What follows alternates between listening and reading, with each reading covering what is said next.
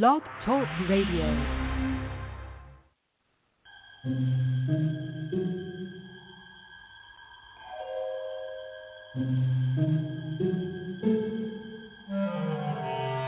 Archangels, ghosts, and Bigfoot, oh my. It's just another night for Supernatural Girls.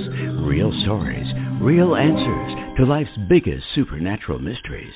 And now for another exciting interview with paranormal experts from this world and others. Here's your host, paranormal researcher Patricia Baker, on the one, the only, Supernatural Girls.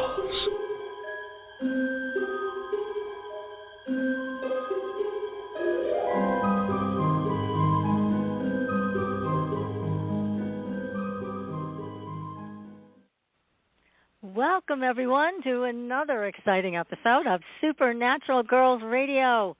I'm your host, Patricia Baker, and it is June 22nd already. And we have got a great show for you tonight. But first, Michelle, welcome back from your travels. How are you? Oh, I am doing wonderful. How are you? I'm good, but guess what? It's cold here again. I'm sitting here. It's about I know. Here. Well, would you please blow some of that heat this way? I think we're going to get it this weekend for a couple of days. But, yeah, it's been cold and rainy, and I'm sitting here with my socks on and a long-sleeve polo shirt. And, oh, yeah, it's still chilly. I know. So I really appreciate the fact that you have some heat, quite a bit of it, apparently, 104. Wow. So tell us what's coming up for you, because you're still kind of going on the road. So what's happening? Yeah, well, I'm still traveling. Most of that's just personal this summer. But I have an upcoming online class. If you are in the Phoenix area, I have in-person events in July. On July 10th, we're doing a sound and energy healing and reading event. And then at the end of the month, I'll be at the Phoenix Psychic Fair. So I've got that. And then in August, I will be at the Helping Parents Heal Conference here in Phoenix, Arizona. And then the end of August, August 31st to September 4th, I will be headed to Salt Lake City for the IANS conference. So I'm really excited about these fun upcoming events. The Helping Parents Heal Conference, I believe, still has a few tickets left, like single digits in tickets, and that is an amazing organization for any parent who is working through a child transitioning. And they're just phenomenal, and the support and love from this group of people is amazing. And then, of course, the life after death studies. I mean, who doesn't want to know about that? Because that's always fun and exciting, too.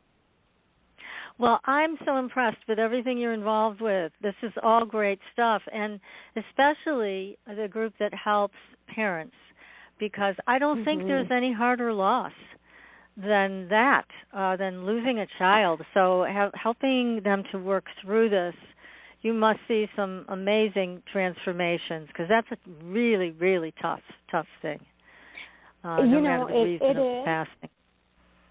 It is. It's hard, and I agree with you. I think it's one of the hardest things, and one of the main goals, right, for me as a medium is for these beautiful parents to realize that their connection and their communication and their relationship with their child, it lives on. It looks different than it did before, but it is still there, and it is still active, and they are still connected.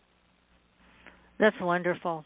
It's just, I've worked with, in my past as a therapist, I worked with people who lost children, and it was difficult. So having a group like this that you're a member of and that you're helping these people is just fantastic. So good for you. That's really great. So I wanted to you're so welcome. Thank you for everything you're doing to help. And I also wanted to announce next week we have Jeff Harmon, an astrologer. He's been on the show before. Now, he's going to be telling us all about what's coming. So if you want to know about food shortages, the diesel oil shortages, which I just heard about all of this coming down the pike, it is very unpleasant to listen to, but hopefully Jeff is going to have some good news, I'm hoping, for all of us that are, right now looking at a pretty bleak future with the issues that have been created and I do mean created, over energy and food, transportation, things like that. So anyways, Jeff's an excellent astrologer. He's going to explain everything. So be sure to tune in next week, same time, same station, because I want everybody to be prepared. Let's face it, these are tough times even now with what's going on. So we want to make sure everybody is aware as possible. And maybe you can grow some food or put some food away and get ready. So got to find out what to get ready for, and that's why Jeff is joining us. So look forward to that. And also be sure to follow us on Facebook and Twitter and MeWe and all the places we are, because we've got great stories. Now, as everybody knows, UFOs are being spotted everywhere. And I'm getting reports from all over the world more than ever before. So make sure you follow us on social media so you can keep up with everything that's going on. And also with what's going on with this supposed disclosure. And I say that supposed with a lot of emphasis on the supposed. So we're hoping to get Mr. Greer on the show, who actually has a method of contacting extraterrestrials. And I do agree with what he's doing, and I'm sure you do also, Michelle. This is something that we should be doing. We should not be going through our government that's been lying to us for so many years. Go direct, and Stephen Greer has a way to do that, and the people that have been involved with his groups and his methods all have some really good experiences to share. So I'm hoping we'll get Stephen on the show before too long to talk about all of that. So we don't need an intermediary. We don't need the government manipulating the information and then just throwing out bits and pieces. We can do it ourselves. So I hope to get Stephen on to tell everybody how he does it and how he instructs people to do it. So I think that would be a lot of fun. Won't that be great to have him on? I hope we can get him on. I think you can. Let's see. Yeah, I'm going to try real hard to make sure he joins us at some point. And Corey Good's going to be coming back again, too. He's another whistleblower with all this stuff. So we're going to have him back in probably a month. So don't miss any of these shows. They're all great and they're going to be for your benefit. So make sure you join us every week and spread the word so that everybody can hear about what's coming from Jeff and what Stephen Greer has to say once we get him and everybody else. But tonight we have such a special guest. Now, Rommie Buhler is an animal communicator, and she is also an holistic animal health coach. Rommie was on our show, when was that, about 6 weeks ago or so, Michelle? I think it was, 6 to 8 weeks ago. And we had such an overwhelmingly positive response to Rommie. They all wanted her back. So Rommie's back tonight, and she is going to be taking your questions about your pets, whether it's just wanting to hear from them or wanting to know how they're feeling emotionally or physically, how they feel about their diet, any of those kinds of things.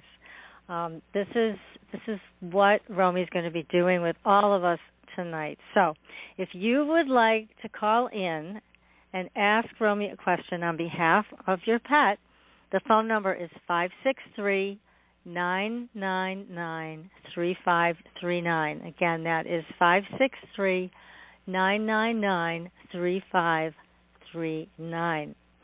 So let me just introduce you again to Rommie. She is a world-renowned animal communicator and holistic animal health coach, and she's going to help you tonight with your animal families. Now, Rommie will find out what's going on and then also find a great solution for you. She can address health issues, emotional problems, and is also, and this is rare, not every animal communicator can do this, Rommie's also excellent at finding missing pets and also missing people. So, anyways, Rommie, welcome back to the show. Thank you, Patricia. It's great to be back. Well, we're thrilled. I'm Michelle looking forward to having a chat with everybody. Oh, God, yes. And Michelle, you and I had such a great time with Rommie, and our animals had a lot to say, didn't they? Absolutely, they did. Especially the little Shih Tzus. They are talkers. Oh, they are. They are. Oh, and one of the things that I really want to get back to tonight, I know we touched on it last time you were here, is the issue of food. I am always so flustered around the food issue because there's so many foods out there, all claiming to be the best one. So I definitely want to get into that again if we have time, because I'm still searching for the right food for my little guy who hates dog food and just wants to eat people food. So anyways, he's getting his way. One. Yeah, he's getting his way for now. But I'm always interested in trying something. So we'll get into that, I'm sure, later. But anyways, let me get one of our guests that is joining us tonight on the phone, and she can ask her question. So this is Pat from Connecticut. Let me get her live here. Hi. Thank you so much. Hi, Pat. Welcome to the show. Thank you. My dog is hanging out. He loves Blog Talk. When I took that picture, he was actually talking. Oh. He's going to start barking. Okay. I've rescued hounds for about 30 years. This one, many of them don't have great stories at the beginning. Yeah, he's talking.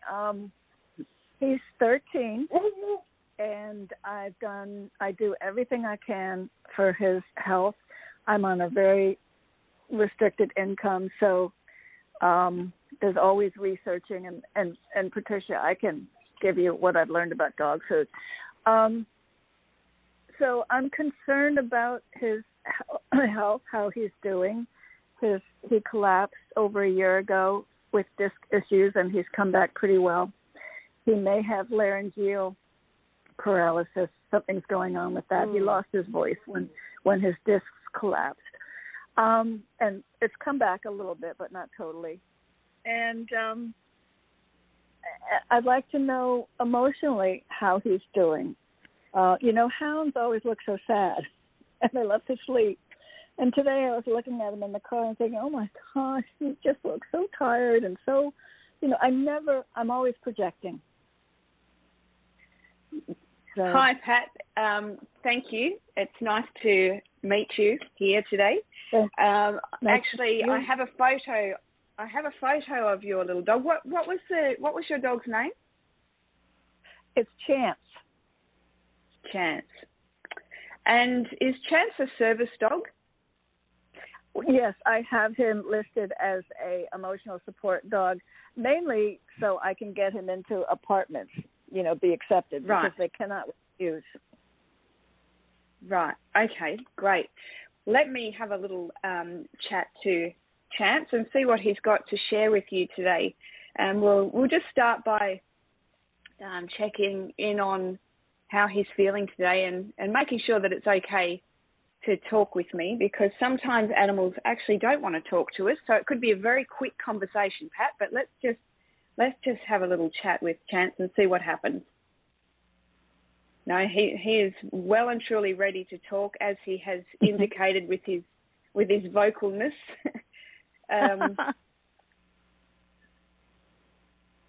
Just give me a moment while I disconnect with him. He's more worried about you than wanting you to be worried about him. He does take on a lot of your stress and anxiety and emotions, and however you're feeling, he's like a vacuum cleaner for that. And I know you were just talking about projecting. He sucks that up and takes that internally, which will show up in things like what I'm getting shown here is like a weakness in the lower back. Now, you're talking about a collapsed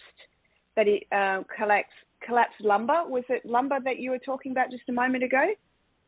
We're not sure. He did not have X-rays, and I think it is lower back and maybe up near his neck too. Right. Okay. Because I'm just getting shown the lumbar, which is the lower back area. So, what I sense here is that all of his emotional energy, whether it's his or whether it's taking of yours, that it goes straight into the weak part of his body, which for him is his lower lumbar. And I'm just wanting to have a look at that lower lumbar area now, just to see how that is sitting at the moment as we speak. And there certainly does feel like a weakness there.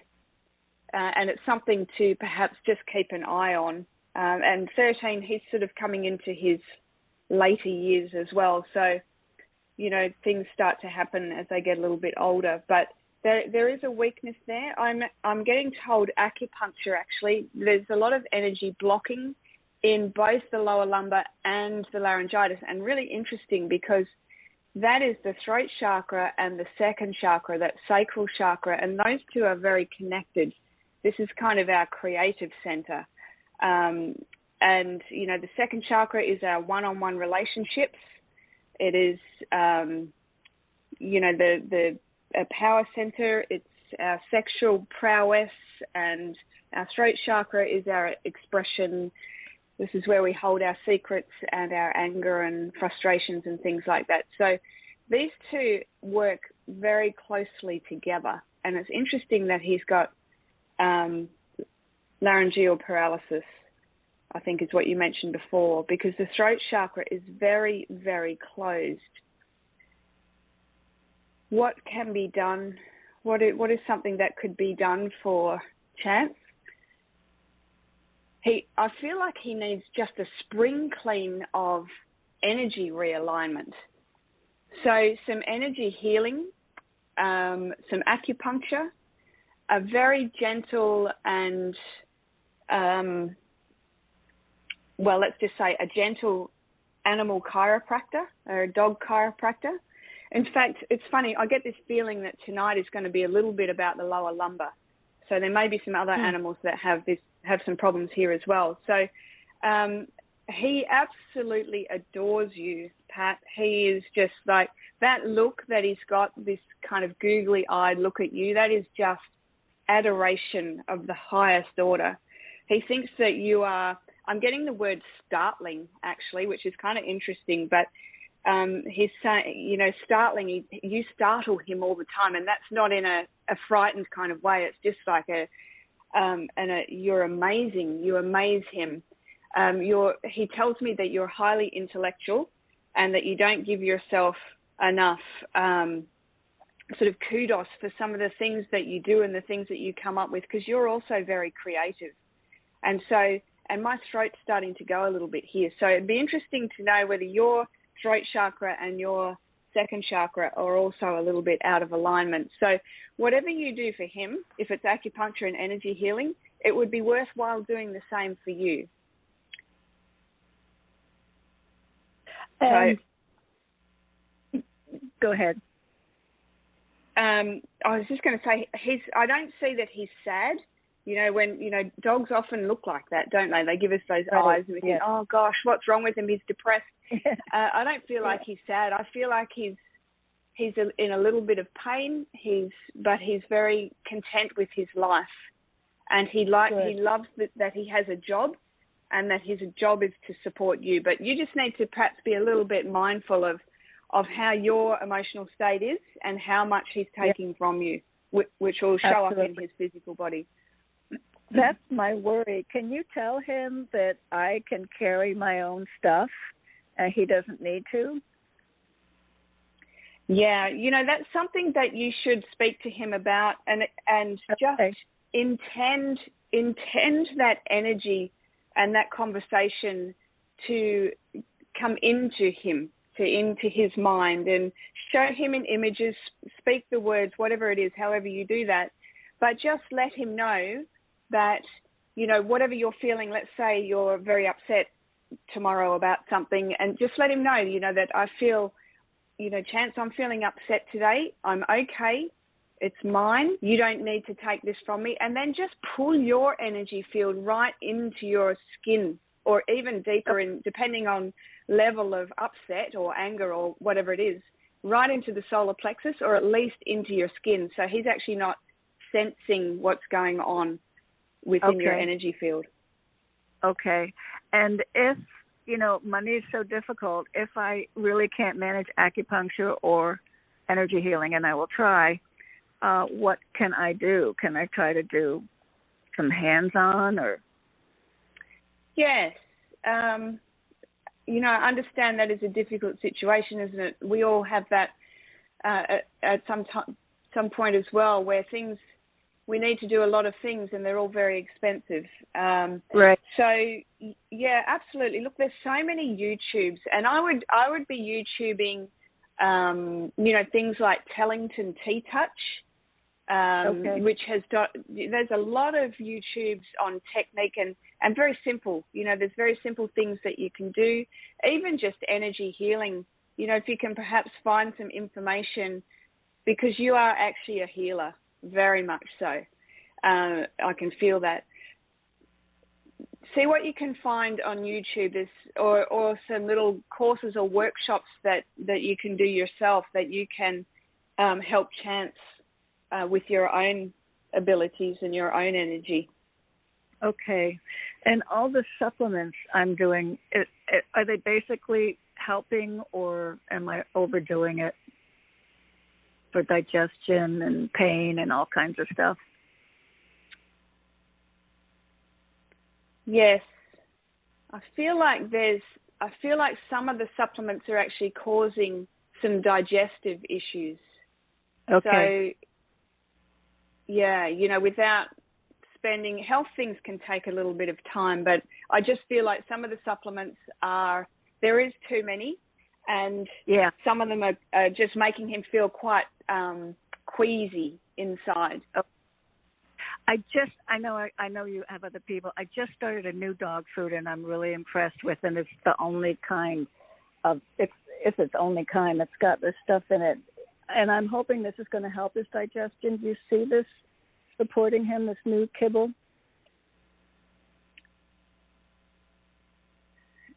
Look, I have to say, Pat, that I'm not a fan of dried food for animals. Yeah, I cook for him too. Yeah, I would say more raw food and less dried food. So, not too much of the kibble. He doesn't get a lot. That's I cook for him, but to make sure it's balanced, I add some kibble, and he loves kibble. So he gets maybe 2 cups a day. Yes. Yeah. Just pay attention to what his bowel movements are like, and his energy levels, and the coat, his coat and eyes and things like that. Observe and pay attention to his behavior, and there's some dead giveaways sometimes with how we feed our animals and how they look and how they behave. So just keep an eye on him, as you probably are, I'm sure. Yeah, absolutely. Okay. Do you pick anything up on this new? Thank you. We've got to move along, or we won't be able to get to the other folks. So thank you so much for calling in. And you can also get a hold of Rommie if you want more information. Make sure you follow her on Facebook, and you can go to her website, which is RommieBuhler.com, and there's more information there. Yeah, already done. Thank you so much. Okay. Thank you, Pat. I have a quick question, Rommie. Is it common for our pets to have physical or energetic issues that are similar to the humans they are living with? So would you have a human who has a lot of GI issues and then their pet is having the same? Or they don't usually carry that energy?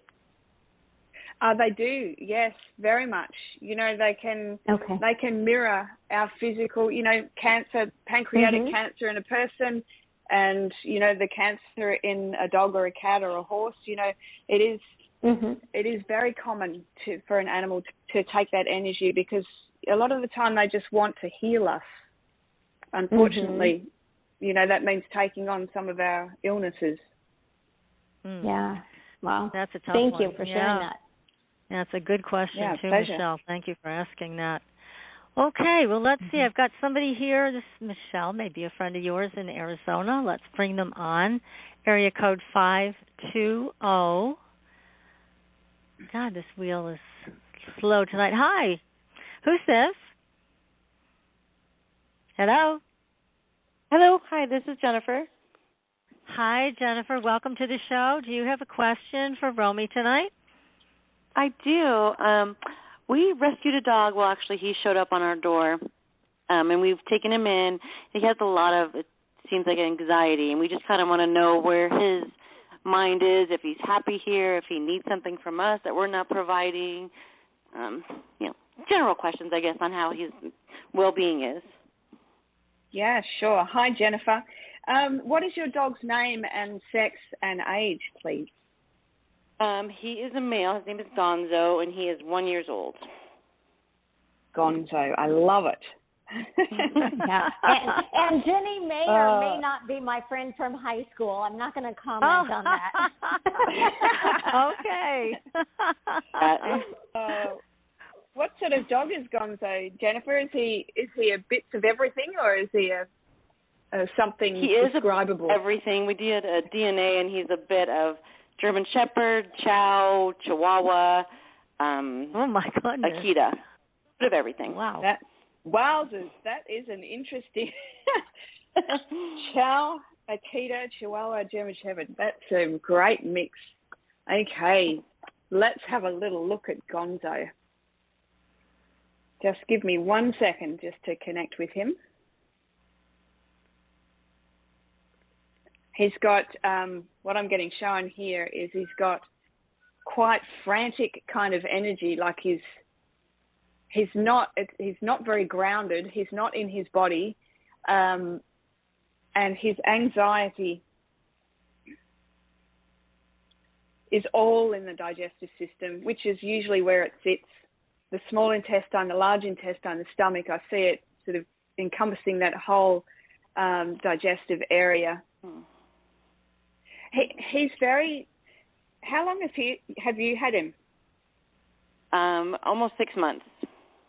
Right. Okay. So he's very. It's trying to get him to sit still for a second, so I can actually understand what he's trying to show me here, because he's kind of going, trying to describe what I'm seeing here is he's running away and he's coming back. He's running away and he's coming back, and he's very confused as to.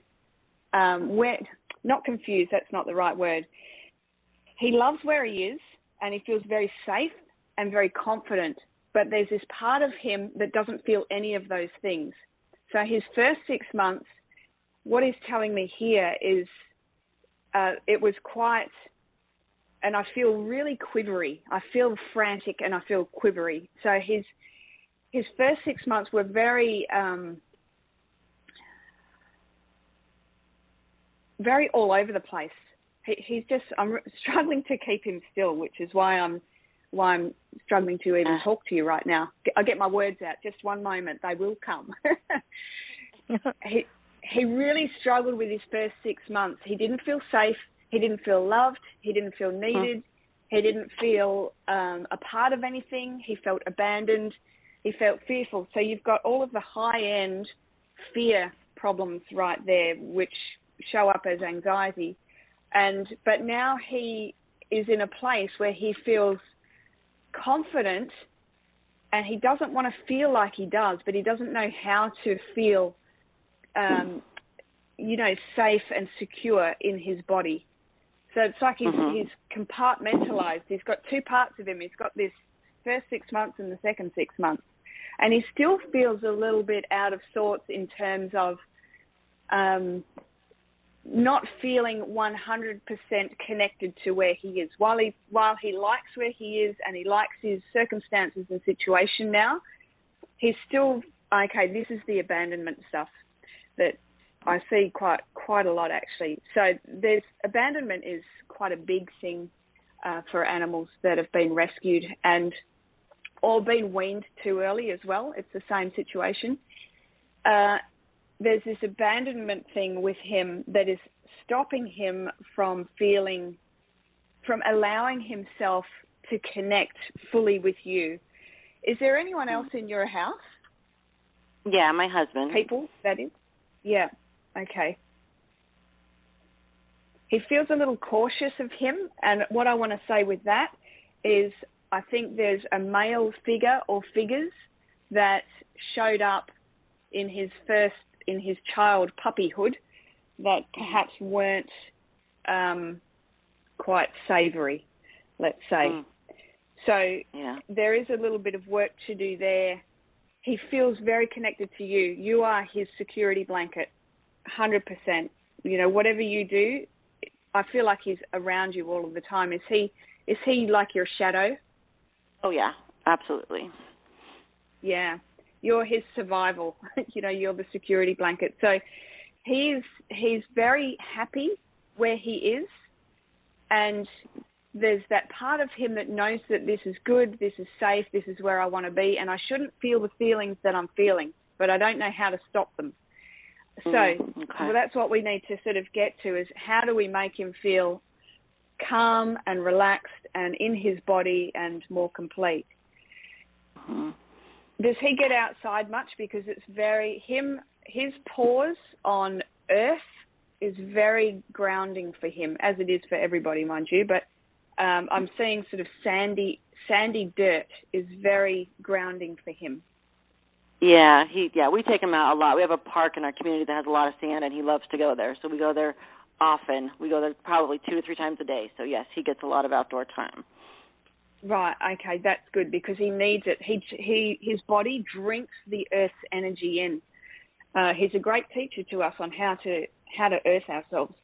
I see the energy coming from the core of the earth straight up through the sort of base of his paws and I'm going straight into my hips and my shoulders actually. So there's a lot of tension for him in the shoulders.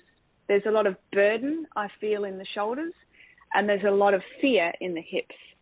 So there's a lot of contraction, a lot of muscular tension in those parts of his body, which makes him move.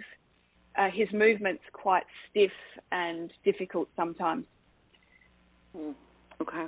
Again, I'm getting acupuncture would be really good for him. Acupuncture I see a lot for animals, actually. It's not anything new. It's a great way to open the energy channels to get the energy moving, and his energy is blocking in his joints. So in his knees and his elbows and even his ankles. It's like the whole legs, every joint in the leg and through the spine and the neck. Okay, like his whole body is just full of tension, and with tension, there's the energy block. And so the blocked energy can't allow the freedom of not just physical movement, but emotional movement. So the emotions, the anxiety needs to flow through, and it's just stopping and getting locked down. So a lot of love, and I'm sure you're doing that as well. And again, I mentioned to Pat before about Tellington Tea Touch, and this is for anyone that has an animal, whether it's a guinea pig or a horse or a cat or dog. Tea Touch is amazing, or even snakes. I know people have used them on snakes and squirrels and things. Tea Touch is pretty amazing, and it's so simple. And you can do courses, but you can also YouTube search, and there are so many people that have got hands-on, videos of exactly how to do things. And I would recommend that you find someone that you can resonate with on YouTube there and just learn some of those techniques, or buy the books or whatever it is, because, it's stuff that you can very easily learn yourself, and bring these into your regime of working with Gonzo, because he needs to really calm his entire internal and external energy fields and his organs and all of that sort of thing. So definitely hands-on, a lot of touching, the fight-flight area around the ears, rubbing his ears and around the base of his ears. I see his tail going under quite a lot. I don't know if he's got a tail, but if he does have a tail, I see it sort of hooking under and his butt sort of dropping. That is his survival and safety area. And so when we're, that's their handshake, effectively, that the back area. But when that is feeling compromised, the tail will go under and will drop down. So, and then, then if you're at the front end of a dog, they will bite you. if they feel unsafe. So that's my recommendation, is to really do some research on some things that you can do for him. There's a lot you can do for anxiety. I'm also getting shown flower essences. So flower essences for anxiety are amazing. Okay. Yeah, you're spot on. Everything you said is exactly what he seems to be going through. We're not sure about his first 6 months. We took him to the pound, and they said that he had been there many times before, and the owner didn't want him anymore. So not real sure what happened, but we're happy to have him. Oh, good for you. Yeah, really. I think it was a rough start, but, he's in a good place now. And sometimes we just have to manage problems. We can't fix them, because a lot of the things come in the womb. They come also from past lives, like the humans, and their first informative months. So sometimes we can't fix things, but we can certainly get them under control and manage them. Perfect. Well, thank you so much. I appreciate it. We learned a lot today. My pleasure. That's Jennifer, great. Thanks for dropping by. Yeah, thank you so much for your call. Thank you. Okay. How interesting. Oh, my goodness. It's so hard for dogs when they get abandoned. Oh, my goodness. So thank God Jennifer found this little guy. That's great. Yeah. So let's see. Yeah. We've got another lady from Connecticut. We've got Deborah here. Let me bring her live. Thank you for taking my call. Thank you, Patricia. Thank you, Rommie. I am in love with my cat, Snowball, who I've had for 11 years.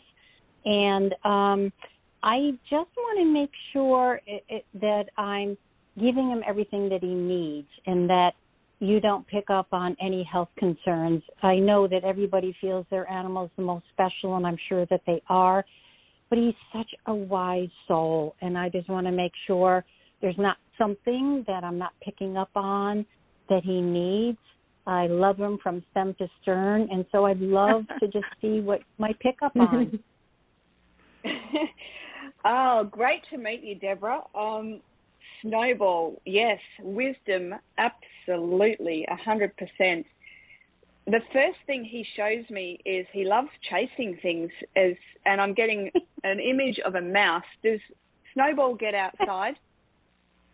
No, one of the conditions when I adopted him from a rescue place called the Queenie Foundation, she said, I will not let you have him unless you promise to keep him inside. And since I had 2 outdoor cats previously and I had to deal with fleas and bites, I kept true to my word. And so he's been an indoor cat, but he does love to chase things, and I try and play with him every day. Great. Well, you get a gold star for that, because cats get very bored, they get very lazy, and they get fat. So it's really important for us, and they get overfed. It's important for us to play with them, and that's the first thing. And what he says to me is it's thrilling for his insides. So, I just feel so excited internally when I'm chasing something. So that's great. That's very good that you're doing that. Now, I have a question for you, because this Snowball is feeling quite intriguing. Aside from being very wise, which he is, actually, he just wants to butt in there and say that he's quite chuffed with his name. He doesn't know why, but he just likes it. So, again, you get another green tick there, Deborah. Well, I'm also wondering because when I love, I end up coming up with different names. So sometimes he's Snowball, sometimes he's Monkey, sometimes he's Sweetie Pie, and he seems to like all the different names I give him. Yes, he does. He's got a big Cheshire cat grin on his face while he hears you talking there. He does, and anyone that owns a cat knows that we have at least 7 to 10 names for them, and they know every single one of them. I'm guilty of the same. So this is my question, Deborah. Do you sometimes find that Snowball is missing, or you can't find him somewhere? Does he seem to be invisible?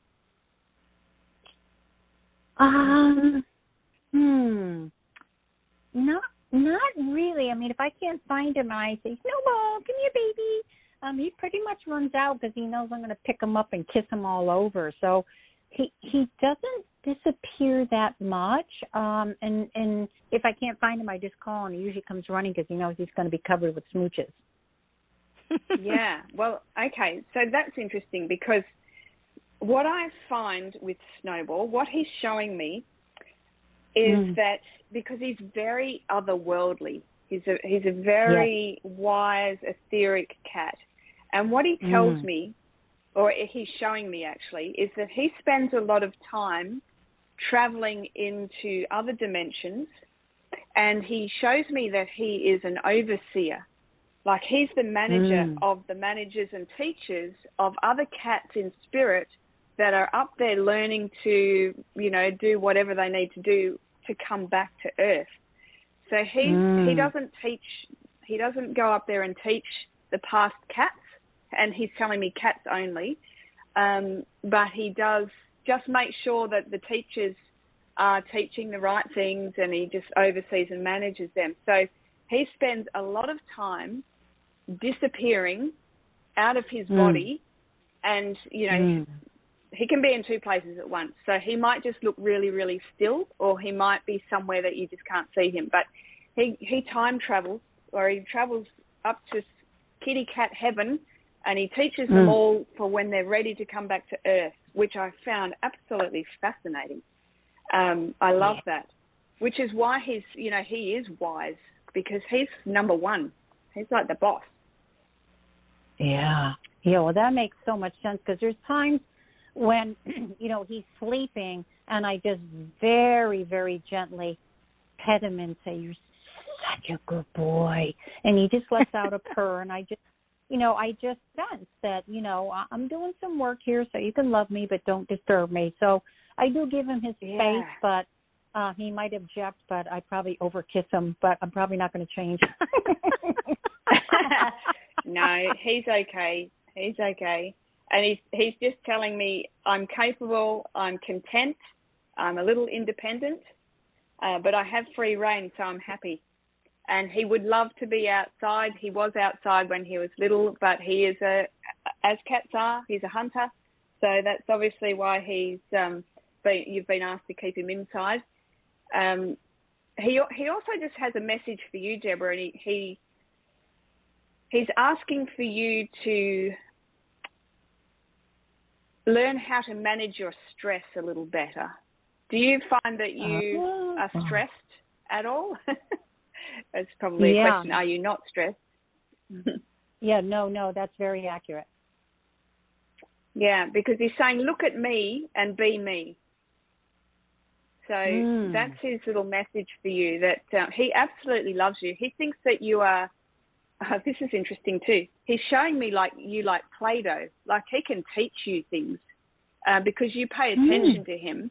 But if you pay more attention as to, his personality and his behavior and do that, he can teach you many things. Yeah, well, that's very interesting because intuitively I felt one day when I was stressed, I felt intuitively, he was talking to me, he goes, "Do you see how much you adore me?" And I said, "Yeah." And he goes, "I sleep, I eat, I play, and I love you. And that's all I do, and yet you love me." And I was like, wow. So that was like a big lesson to me about not having to be anything else other than what I was. So he is a master teacher to me, and it's so helpful to know that he's working in other dimensions, because I've looked into his eyes. I said, "Oh my God, who are you? And thank you for finding me." He is such a wise master soul and such an incredible loving being. I thank God every day that we found each other. Yeah, I love that. That's great. He is a wise soul, and he's very busy. When he might just look really still, but he may be traversing the universe. Is there anything else great. he needs? Yeah, is there anything else he needs from me, or do you pick up on anything that I might be missing with his health? I just want to make sure he's really, really happy.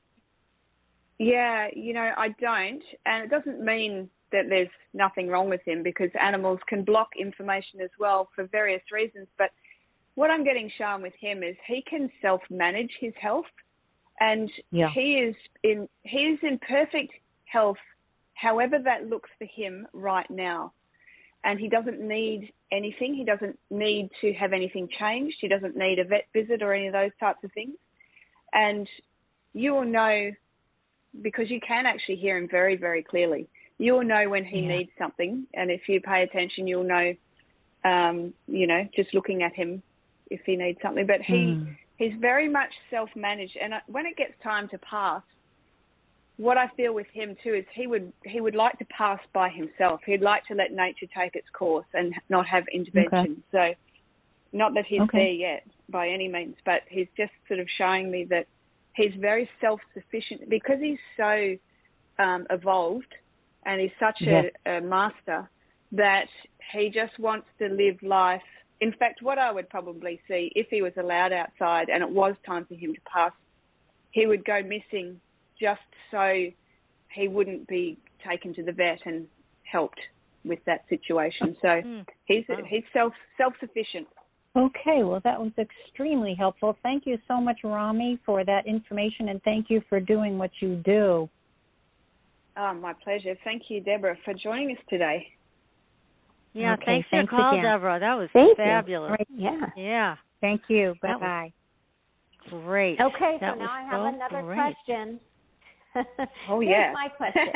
As humans, right, we worry when we are getting ready to transition. Oh, my gosh, what about my kids, my husband, my whoever? Do our pets worry when they are getting ready to transition? Do they worry about their humans? Or are our pets really, just open and like, hey, it was a good run. I'll see you soon. Yeah, animals are so great at death and dying, and they are also great teachers to us on how to do it and how to be within that grief cycle, the grief before, the grief after, the whole process. They will hold off their passing so we can get our grief in order a little bit, which we don't tend to do so well. But they're just great with it. They process it, they understand it. It's just a part. And actually, I hear the word recycling a lot. So they pass, they go back to Earth, they go, and then they come back. And so, they don't get caught up on, what about the other cats and dogs in the house and the people, and they don't go there. Not that I've seen anyway. Other animal communicators may have seen that. I've just seen animals that are going, okay, well, Mum's a bit frantic at the moment. I just let her calm down because I know that she's not quite ready. I can hang in there. And then once there's a turning point, and then they go. And then it's amazing. And then they're always with us. We see them in our peripheral vision, the little shadow. We feel them on our chest sometimes if we're in bed or something like that. So, yeah. Yeah. Well, thank you. Yeah, that's beautiful. Yes. Interesting answer. Well, I'm going to bring Bob on the line with his dog, Eddie. Now, Bob has an interesting experience to share with you, Rommie, and I'm hoping you can give him some, and I know you'll give him some good direction on this. Bob, welcome to the show.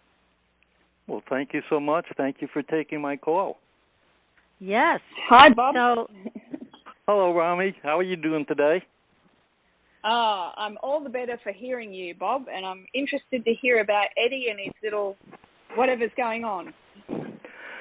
Okay, this is a bit unusual, but night before last, there was a very unusual paranormal event that happened in my bedroom. I saw what appeared to be a black mass, which actually formed either in or in front of the closet and slid along the floor, up alongside the bed, past the headboard, and disappeared. I thought at first it was Eddie because it was black, and the room was dark, just the television was on.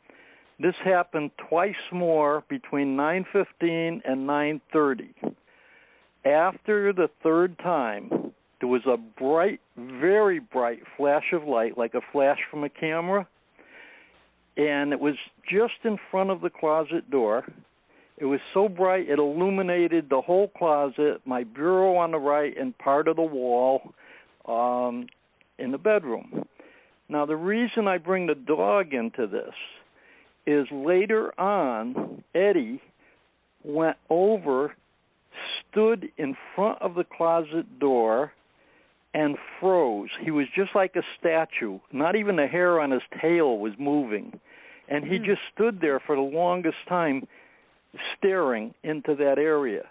So my question is, I don't know if he sensed something or if he's aware of something going on that I can't see.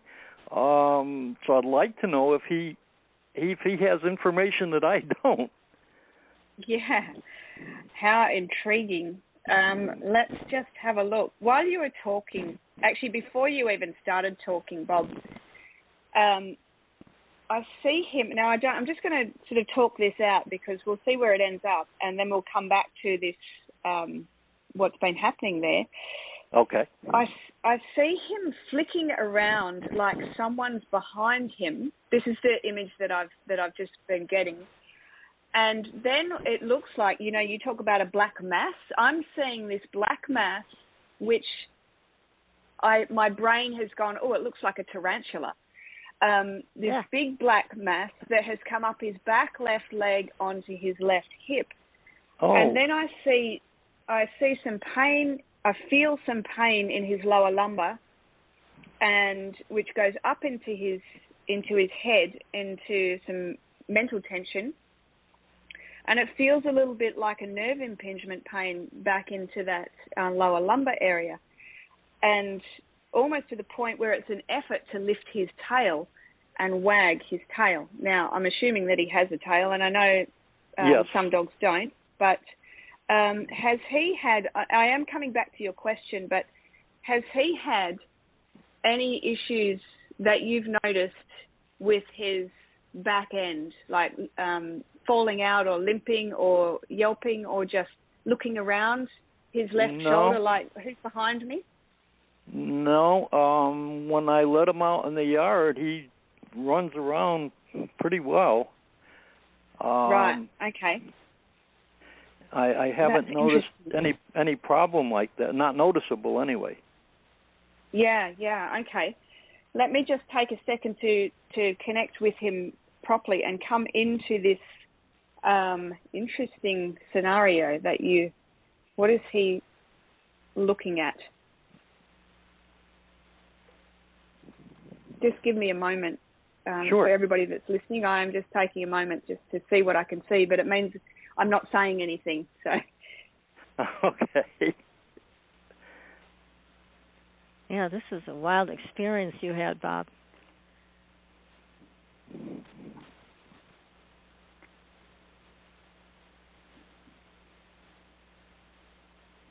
There is definitely something in there, isn't there? It's very, that blackness has got a sticky feeling. Like if you could feel it, it's very thick, like almost like a molasses or a hot, sticky asphalt kind of. That's what it looked like. But very dense. It's black, very, very black, and it's very, very dense. That's exactly right on. What is that? I wish I knew. Yeah. I'm just still looking at it. I'm just trying to see. And I want to feel how Eddie's feeling while he's standing there. Because I want to say paralyzed. It's like he was paralyzed in that moment. That's what it looked like. He was like a statue. Yeah. And I want to know whether that was fear from him or whether something has kind of manipulated his energy. So I feel like this is not about he's conscious, like he's conscious and he's there and he can see all of this and he can sense it, but he has actually been stood still are the words I'm getting. Like this entity or whatever it is, this energy has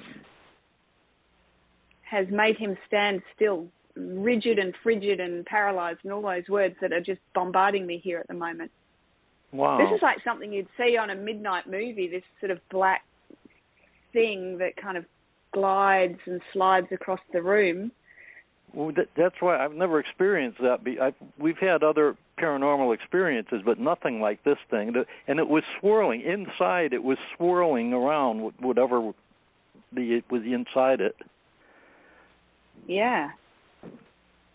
It's very interesting. And I'm going down into your land. I'm getting this kind of vortexy image going down under your house. Uh-huh. And I'm sort of from the center of your house, if I'm standing over the top of it, the center of your house to the back right, there seems to be a ley line or some kind of geopathic stress, or there's like a crack that is allowing energy to come through there. This has been there for a long, long time. This is well before any houses were ever built in this area. This is old energy. And I feel like someone, and I don't know anyone here that could help you, but some land healing this needs to be shut down. I don't see it, it just doesn't need to be there. So I just see some land healing. You might need some crystals in certain parts, but I'm getting shown like a fissure or a line, which feels like a ley line, a negative ley line that is letting stuff out from the earth. And why is it? It's right underneath your house and a little bit beyond, so it's got easy access to your house. And I feel like if things start to go wrong, it might be things like you drop a plate in the kitchen, or you lose your job, or the dog gets sick, or, if things just start to, go wrong to whatever degree, that this is land. This is land issues. Well, you don't realize how right on you are, because the very first night we slept in this house, there was 3 loud knocks in the basement, and several times the lights in the basement had gone on by themselves and scared the daylights out of my wife. Since that's from the day we moved in. Right. Yeah, this... And because what I feel with it's trying to get out, and it's trying to attach itself onto a higher energy to release itself. But I also feel like if it does attach, and this could be Eddie, it could attach to Eddie, which would, and this is okay. This is where we're going, because I did see this what sort of looked like a fat tarantula on his back left hip, and then into the lower lumbar. That it may start to cause issues like this, like a lumbar pain or, strange behavior or something like that. I feel like it's trying to find some energy that it can lock into, but it won't release. So I do feel like some, powerful land healing and property clearing, and of all of the residents, animals, humans within the property. And it crosses boundaries. I'm sort of seeing, I don't know what sort of situation you live, Bob, whether you're in a suburbia with houses next door and behind you, but it's a good couple of acres of area, I feel. Well, I'll have to seek out someone that knows what to do about that, because I certainly don't know how to handle it. Yeah, and because I feel like if you can't get beyond, they can... I don't know how land healers work, but I'm just getting shown crystals in the corners of your property, underground, across the back fence line and the side fence lines, a little bit across the front within the house. And it may take a few goes for that person, just finding someone. And Patricia or Michelle might actually have some information here that might be helpful, but finding someone that has, got the power to remove stuff like that. Okay, great. Well, I certainly appreciate the information, that's for sure. Yeah, I keep hearing my pleasure. shaman. So I would say look for a shaman in your area that's familiar, because that's the word that I keep getting, and I feel like they would have a lot of luck clearing and closing what needs to be closed. Okay, I'll find somebody. I know Patricia will help me. Look, I know that for sure. Absolutely, I'll be sure to help you with that. Yeah, unfortunately, you're down in Virginia, and I'm up here. Otherwise, I'd be over tomorrow. But anyways, we'll find you somebody to help you with that. And you know, since Betty passed away, Eddie and I are together 24/7, and I don't want anything to happen to my pal. No, oh God, no.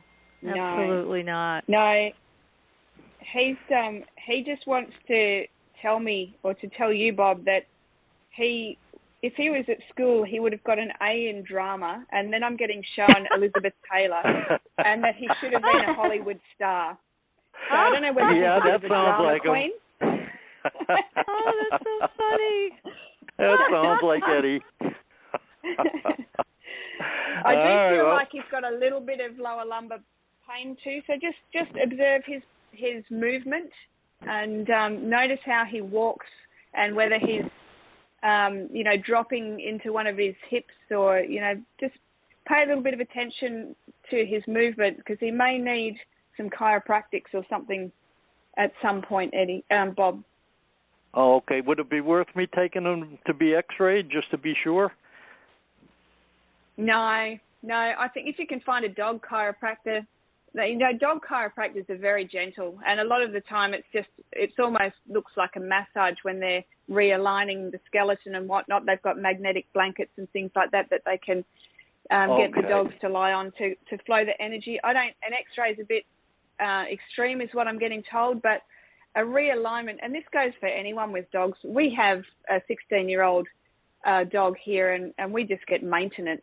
We have a monthly chiropractic maintenance for him just because he's running around and walking up and down stairs and falling over things. So, like us, they just get a bit out of alignment. So, something like that would be helpful.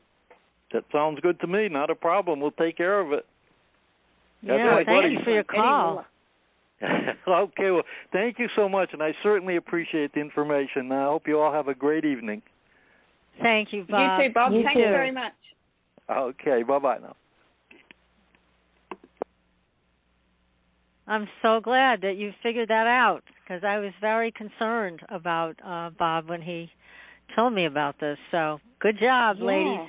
Yeah, that's interesting. Eddie's just sitting here saying, no one seems to notice my genius. Like, where is everyone gone? No one knows I'm a genius. No. That's too cute. Well, we still need to get to some people here, and oh my goodness, this is just going too fast. It's so much fun talking to you, Rommie, and hearing your insights here. So let's see, we've got somebody else here from Connecticut. Let's bring this person on. Hi, what's your name? Hello? Hello? Hi. Hello? Who's this? Hi, it's Leanne. Leanne, hello. I was thinking it might be you, but you gave me a different number, so threw me off there. So you know what? I did give you a different number. My apologies. Thank you so much for taking my call. I'm having so much fun listening to everyone. That's great. That's great. Now, I believe Rommie has a picture of your baby, Charlie. My Charlie. I do. Yes. Charlie, so hi, cute. Rommie. Thank you for taking the hi, call. Leanne. Pleasure. So Charlie is getting on in age, and he is a little more anxious than he used to be. And I just want to know that he's doing okay. I notice he's a little unsteady on his legs every now and again, and I have to leave him with somebody else over the 4th of July weekend, and it hurts my heart a little bit to do it, but I want him to know that he's going to be okay. So overall, I just how's he doing? Does he know we love him? And is there anything we can do for him that we're not already doing? Sure. Well, it's great to have you and Charlie here today. He is just the cutest little thing. I want to pick him up and export him over to Australia. And he's showing me he's very excited to be here today, and he's showing me that by being very hyperactive and doing aerial twists and, you know, things like that. And he tells me that he was I am a rock and roll star, he says, and he shows me playing an electric guitar like Bruce Springsteen, to which he is saying, and this makes no sense to me, he says, Bob Dylan is more my style, which is strange because Bob Dylan is not a hyperactive electric guitar player that I recall. So that's kind of his first impression. He's very excited. He's very excitable. And I feel it all, excitement just quivers around in his little tummy like frantic butterflies. He gets very excited very easily, and he's not as able as he used to be, but he's still as excitable as he used to be. So that is a good thing. He's still got the enthusiasm and that zest for life. Very much, yes. Do you get him out to parks and walking and things, because he feels very sociable, loves other dogs, although they may not like him so much with his hyperness, but he loves everyone and everything. And that anxiety is it anxiety or just excitement? Because I just feel so excited, like to the 150% excited. Let's just he have is a little very look. excitable. I mean, he's very happy. I mean, you've really described him very well. But he doesn't have as much gas in his tank, so it can only go so far. Yeah. You know, when we take him out for walks, I take him out for 2 shorter walks a day, and we end up picking him up because he gets tired, but he still wants to be out there. You know, I kind of envision getting one of those like doggy strollers for him at some point, just because he'll need to go out and take a break. Yeah. He absolutely loves being outside. And, you know, it's really important for dogs to get outside and walk, because even if they don't go very far, they have to sniff absolutely everything. So sometimes as they get older, it's not always about, it is about exercise, of course, because we are made of muscles and joints. So we need to move. That is our body. But for a dog, a lot of the time it's about sniffing stuff. Whatever's in the air, whatever's on that tree or that fence or that pavement, they need to get their little schnozzers in there and sniff it up. So, which is good for their lungs. Their lungs are constantly working. So he is saying that it's about 5 times too short, his walks. This is what he's saying, so his perspective.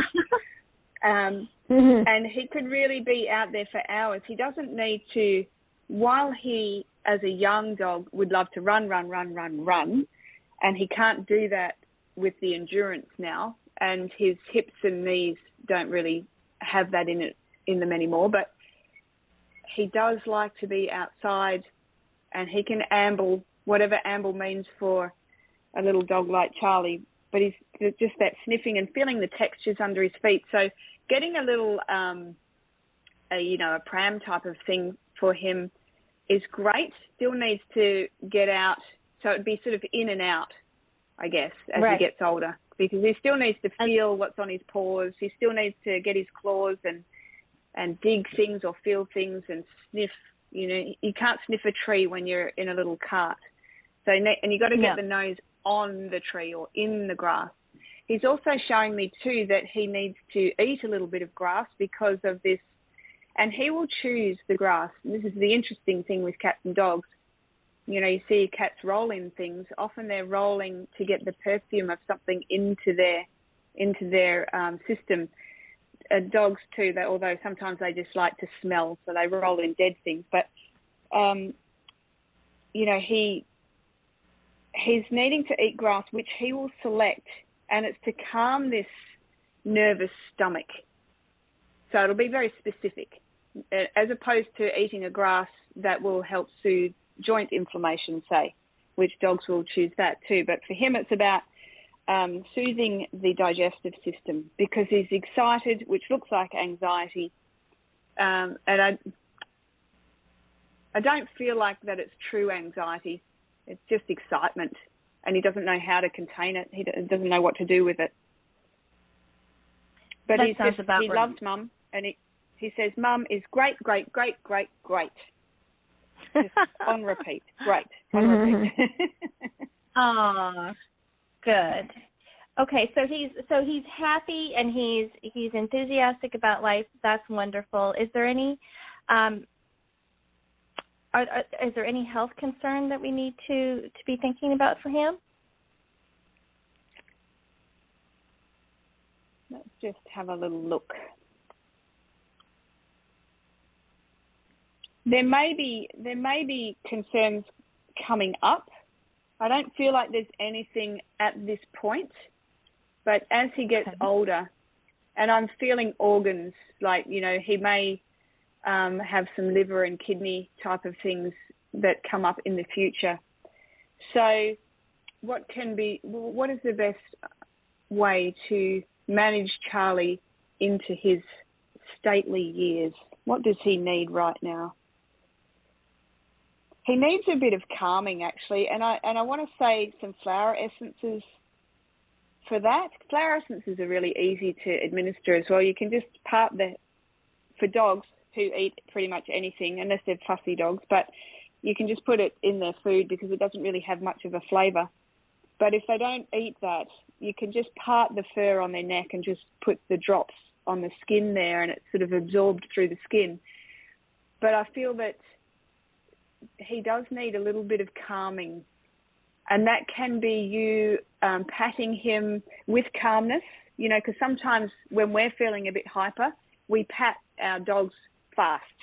So slow from the eyebrows up and over the head, down the body, and gently tugging off the tail, just some long, slow sweeps through the back line of the body. Some gentle, slow, and I'm just saying this because, Leanne, I don't know what your energy is like. If you're a bit of a hyper person yourself, he will feed on that. It's not me, but my son is actually here wondering, does he have a message for me? So that would probably be my 16-year-old's energy. That's a little bit more, well, it's adolescent. So they get together. They get together and they play, and so the energy, I think, is probably a little more intense when my son is nearby. Yes, I can see that. And the thing is that what I find with Charlie, or what I'm getting shown here, is that Charlie loves to play and really loves to play with your son, actually. Like that's number one. That's so much fun. If he can't be outside, he loves doing that. But he doesn't know how to switch off from it. And he needs to have an off button to help reset his nervous system, which will calm all of his internals. And that can be, this is what I'm getting shown here, Leanne. There is a lady by the name of Janet Marlowe, who is a fabulous composer of classical and jazz music. She used to play at Carnegie Hall and whatnot.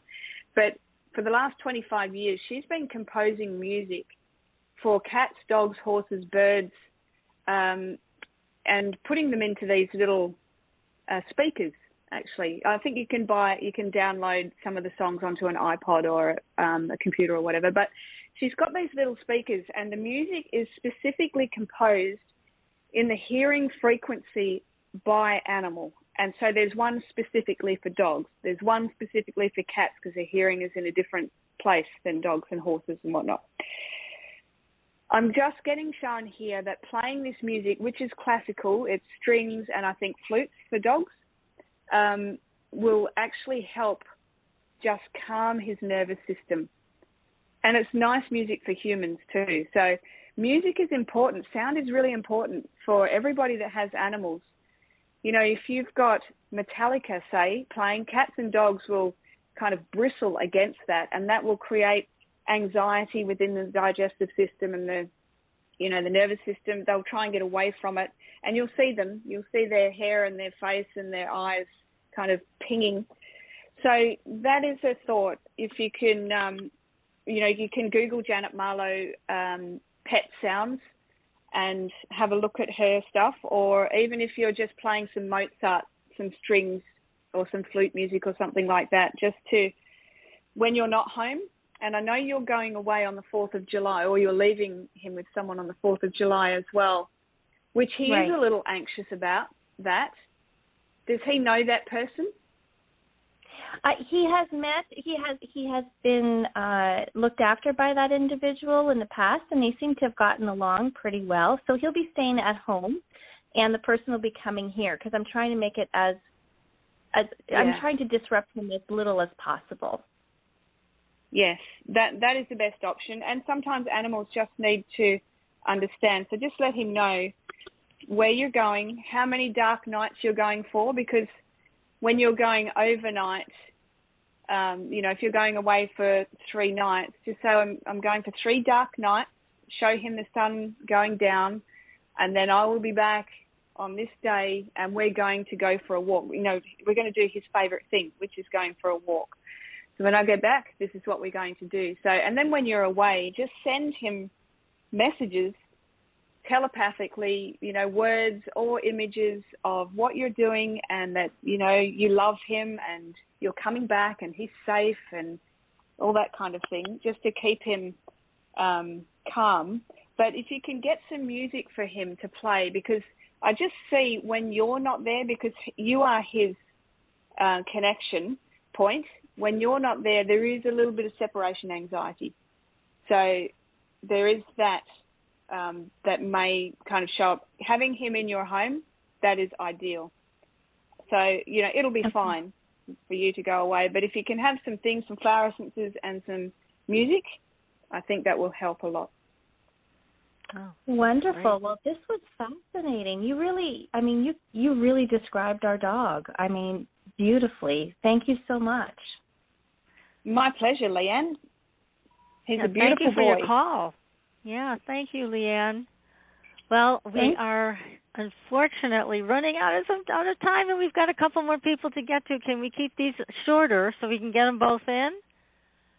Let's see. Yes, let's get them in and get them out. And you interrupt me, Patricia. Okay. And Michelle, I wanted to ask you and Rommie to stay, once the show's ended, just keep on, to stay on your connection. Because I know, Michelle, you had some information for Rommie on that missing dog. So just stay until you get a chance to talk. So let's see. We have somebody here from area code 306. Hi. What's your name? Hi, guys. My name is Dawson. Can you hear me all right? Yes, Dawson. How are you? And do you have a question for Rommie?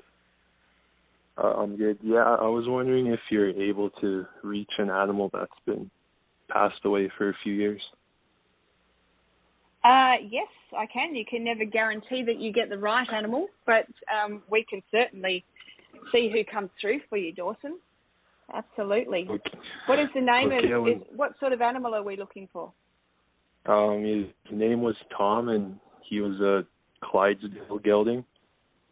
Oh, beautiful. Okay, let me just take a moment just to see if I can connect with him.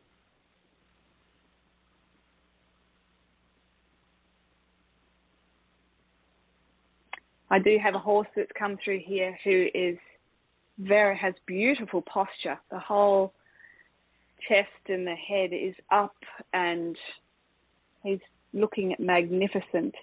I want to see if I can. He's got a real. I've talked to a lot of horses, but Tom is. I want to say the word majestic. Would that mean anything to you?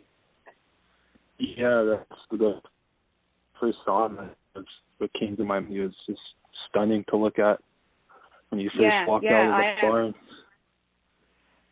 Yeah, it's absolutely glorious, and his tail is just kind of flying in the wind, and he's just absolutely glorious. I just want to see, just try and get some evidence that I am actually connecting to the right horse here, Dawson. So I just want to see And we don't have much time, so I'm rushing a little bit, but I want to see how he passed. So I just want to ask Tom to show me how he passed. That's a tricky one. I'm kind of getting thrown between a few things. I'm seeing a heart problem, but I'm also seeing poisoning, perhaps. That maybe I'm seeing frothing at the mouth. And I'm also going into like a colic kind of area. Well, he lost a bunch of weight. He got sick, but his teeth were no good, and I had to make the decision to have him put down. But he had lost a bunch of weight, and I got the dentist to come out, and his teeth were no good, and was no good. Right. That may be the poisoning that I'm seeing is actually being euthanized. But I had, it's been a few years, and I just now over the past year, it's like grief has just been hitting me all over again. It's like I can't let him go, and I'm wondering why now, and I can feel him right there. Yes. You know, what I feel with that, Tom, Dawson, is that Tom's been with you, but behind you. And I literally see him walking behind you, 2 or 3 meters, whatever that is in yards, doesn't matter, he's behind you. And he's just been waiting because you actually, what he's saying to me here is that you're a beautifully emotional man, and he needed to bide his time, and he needed to wait for the time for you to be able to manage it. And yes, you are grieving now because you're supposed to be, but it won't be as high-end grief as it would have been perhaps right at the time, because you needed to do some processing yourself. You needed to process, okay, he's just interrupting me here, and he's saying that it was his time to pass, that there was nothing else that you could have done. So if you've been wondering whether you did the right thing, or whether you could have done something else, or whether you could have found out what was really wrong with him, he didn't want you to find out what was really wrong with him, which is probably why he's also showing me 3 different areas of his body, because he's still a little bit cagey as to what was going on with him. But it was his time, because he actually has a lot to do in spirit world, in horse spirit world, let's just call it that.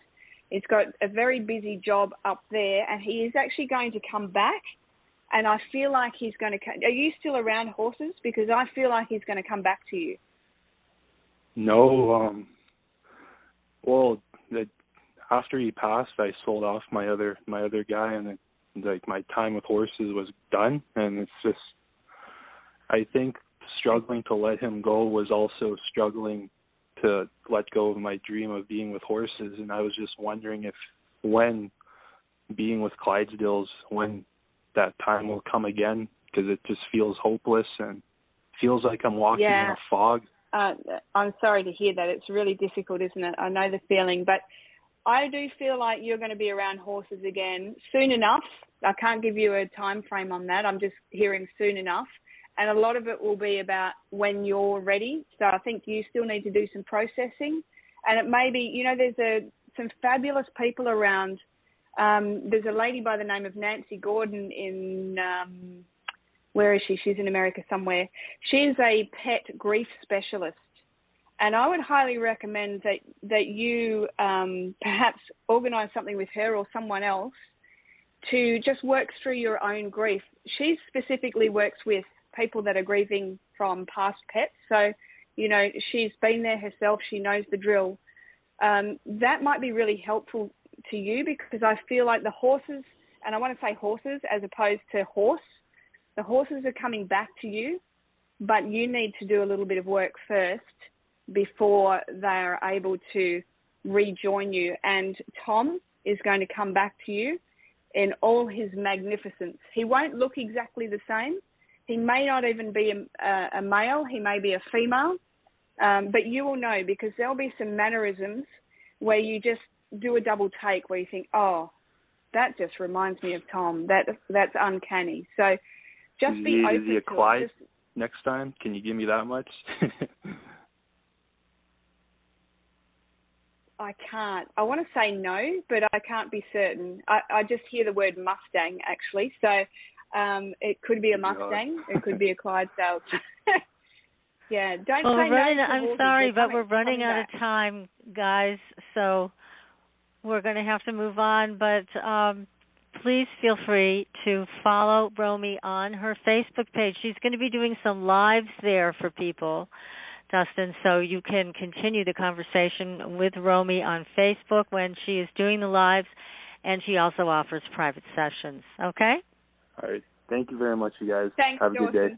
Thank you. Thank you. So the last person we're going to be able to get in actually was Eva, who has, you have both of her dogs, one puppy and one older dog. And she didn't call in because she was feeling shy, but she would love for you to take a quick look at her two babies and see if there's anything that they would like to say. Oh, yes. I have actually had a little look at these two, so I know we've got like 4 minutes or less, so I can race out a little chat from both of these beautiful dogs. And I'll start with Arabella. Patricia, is Jaggy, do you know, a male or female? I believe he's a male, yeah. He's a male.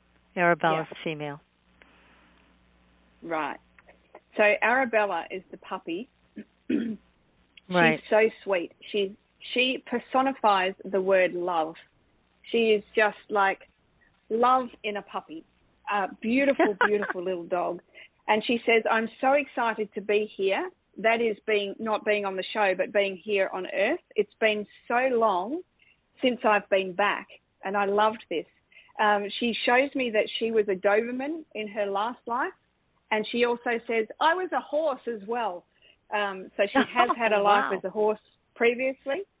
And she says when she was a horse, she was very agile. So it may be that she's very agile in this life as well, and have some, good joints and good hips and that movement type of thing. She loves her home. She thinks it's so much fun. She is a little chatterbox. She would quite easily just while away an hour talking. And she calls Mum Mummy, which Mummy is not a word that I've ever used in my life. But she says that Mummy is beautiful when she smiles and it makes my heart giddy. So that's a little word from Arabella, who's just beautiful. And Jaggy, who is an older, beautiful dog. Jaggy feels a little stiff. Now, I don't know whether she's got some problems, and this is that thing that I was saying at the beginning, that I feel like I've got a lower lumbar day to day. She feels a little stiff in the back end, and she shows me this strange kind of walk, like she's, I don't know, almost sliding or dropping out in the back end a little bit, dragging her feet perhaps. She's very tight in that lower lumbar, the top of the lumbar area in the lower back. And she's struggling I'm asking her to lift her tail for me. And I keep saying if it's he's got a very feminine energy. If his tail is okay, I'm having trouble lifting it. And the tail is an extension of the spine. So that often comes through the lower lumbar area when I have trouble lifting the tail. He has a little anxiety, and I see in this photo that I have of Jaggy, he's licking his lips, which is what animals do to calm themselves. So I've got a very tight throat and have trouble expressing myself, people pleaser, and just loves it sitting on Mum's lap. Loves it. I see her picking him up and putting her on his lap and just loves his favourite spot. So he's very happy. Yeah. Wow. That's a very thank you. Quick. My pleasure. Well, Rommie, this has just not been enough time to have you on the show, but thank you so very much. Everybody make sure you follow Rommie and Michelle, both on their Facebook pages. And again, Rommie will be doing lives. You don't want to miss them, so make sure you sign up. And we'll see you next week, everybody. Thank you. Thanks for listening. Tune in next week for another radio adventure with Supernatural Girls.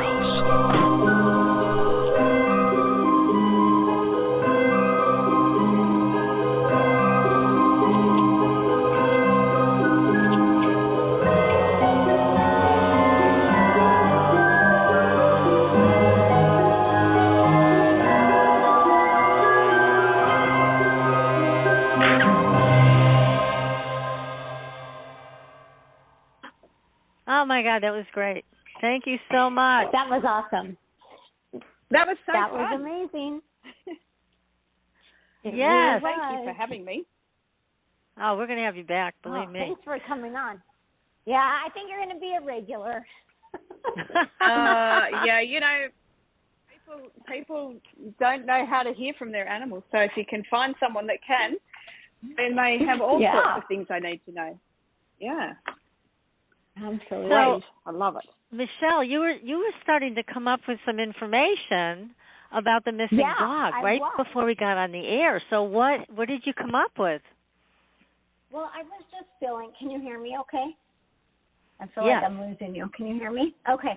I was feeling like he is just getting ready to resurface, and in the way that I was feeling that, it was like he's planning his escape, or he is. I don't know. I feel like he is trying to leave where he is, and so I just felt like he's going to show up again in the near future, and he's working on getting out of there. That's great. Just so interesting, isn't it? Because, and then it makes me wonder, the four of us that were looking at whether he was still alive, and all of us think he's passed, whether he showed that because he didn't want to be found, and he didn't want to be found and go back to his dad. He definitely didn't want to go back there. That's for sure. And Michelle, I don't know if you felt the same, but that's how I felt. I did. Yeah, I did feel like that, but I also feel like he is kind of ready to show up again too.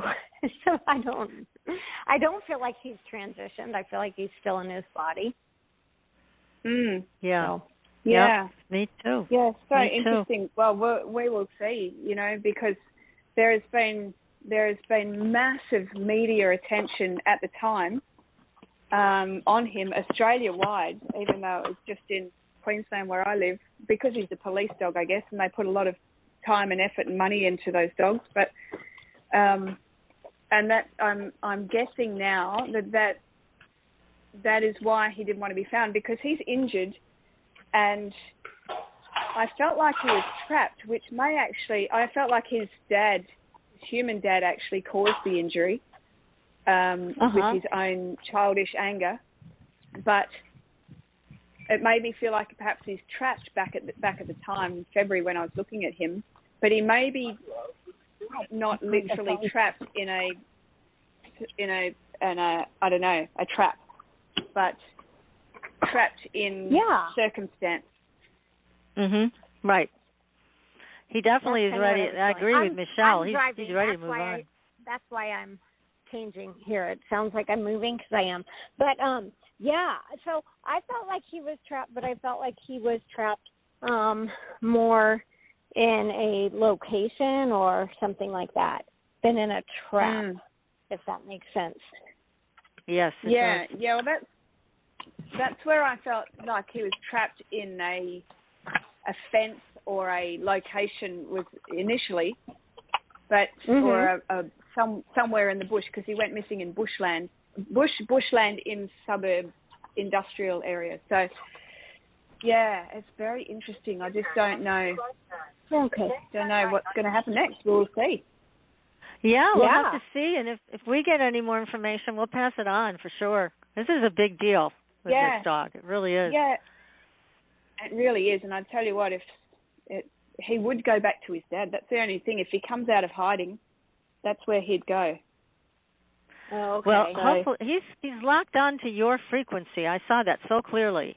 He doesn't want to go back to his previous owner because his previous owner was a total jerk. So he wants to be with you, and that's why I saw him on your property looking for you. But I would just take him, and I wouldn't tell anybody. I would just act like he was a stray. There you go. That'll work. Oh, yeah, God. don't give him back. He doesn't want to go back. Yeah. Yeah. Give him a new name. If he turned up at...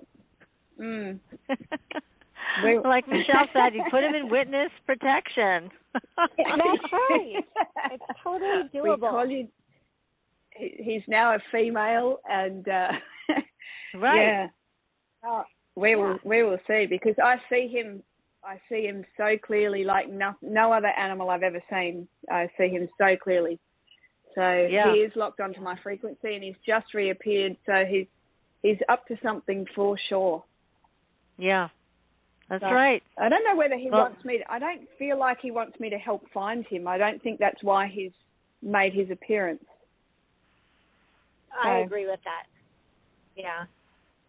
That feels correct. So see what happens ladies, next. I am on my way to dinner right now, so I am driving. Oh, boy. But it was so wonderful to connect with you both. Oh, you too, Michelle. Yes, you have a wonderful dinner. Thank you, and I will let you know if I get anything else, okay? Yes. Okay, please. Sounds good. Thanks, Michelle. Enjoy dinner. Okay. All right. Take care. Drive safely. Okay, bye. So, Rommie, let's stay in touch, and we'll see what happens next. And I just wanted to really make sure everybody knew to follow you on Facebook. I thought that was really important. We want to build those numbers up for you. And we'll just have you back. You know, another couple of months, we'll bring you right back on again. All right. That sounds good. We'll keep plugging away. Yes. Thank you for your help, Patricia. It was a fun morning. Oh, this has been great. Well, thank you so much for your time. This is fabulous. And you are fabulous. Yeah. This has been wonderful. Thank you. Thank you. We'll talk again soon. Okay. I'll see you next Monday. Monday. You have a good day. All righty. Yeah. Bye. Bye-bye.